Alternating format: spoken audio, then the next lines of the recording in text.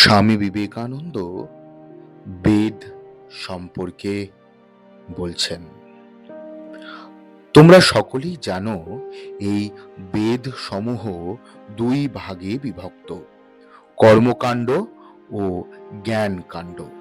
কর্মকাণ্ডে নানাবিধ যাগযজ্ঞ ও অনুষ্ঠান পদ্ধতি আছে। উহাদের মধ্যে অধিকাংশই আজকাল প্রচলিত নাই।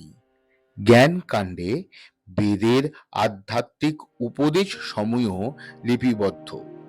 উহা উপনিষদ বা বেদান্ত নামে পরিচিত। দ্বৈতবাদী বা বিশিষ্টদ্বৈতবাদী বা অদ্বৈতবাদী আচার্য ও দার্শনিকগণ সকলেই উহাকে উচ্চতম প্রমাণ বলিয়া স্বীকার করিয়া গিয়াছেন।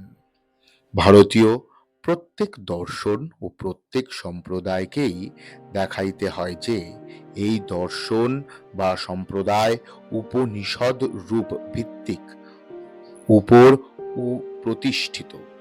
যদি কেহ তাহা দেখাইতে না পারেন, তবে সেই দর্শন বা সম্প্রদায় প্রচলিত ধর্মমতের বিরোধী বলিয়া পরিগণিত হইবে।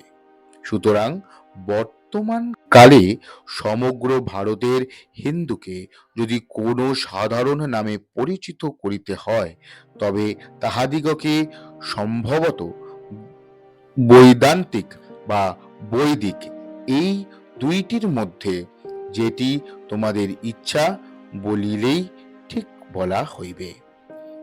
আর আমি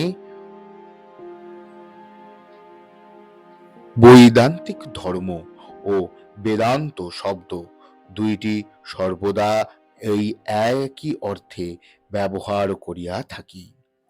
আর একটু স্পষ্ট করিয়া এইটি বুঝাইতে চাই, কারণ ইদানিং বেদান্ত দর্শনের অদ্বৈত ব্যাখ্যাকেই বৈদান্ত শব্দে সমার্থক রূপে প্রয়োগ করা অধিকাংশ লোকেরই একটা রীতি হইয়া দাঁড়াইছে। আমরা সকলেই জানি, উপনিষদকে ভিত্তি করিয়া যে সকল বিভিন্ন দর্শনের সৃষ্টি হইয়াছে, অদ্বৈতবাদ তাহাদের অন্যতম মাত্র। উপনিষদের প্রতি অদ্বৈতবাদীর যতটা শ্রদ্ধা ভক্তি আছে, বিশিষ্টাদ্বৈতবাদীরও ততটা আছে, এবং অদ্বৈতবাদীরা তাহাদের দর্শন বেদান্ত প্রমাণের উপর প্রতিষ্ঠিত বলিয়া যতটা দাবি করেন, বিশিষ্টাদ্বৈতবাদীরা ততটাই করিয়া থাকেন। দ্বৈতবাদী এবং ভারতীয় অন্যান্য সম্প্রদায়গুলিও এইরূপ করিয়া থাকেন।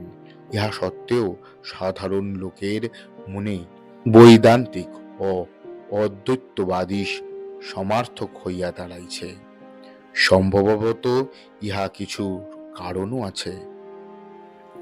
এরপর আমরা শুনব এই দুইয়ের মধ্যে তার বিস্তারিত ব্যাখ্যা। শেয়ার করুন, লাইক করুন, কমেন্ট করুন, আর বলুন জয়তু স্বামীজি, জয় বেদান্ত।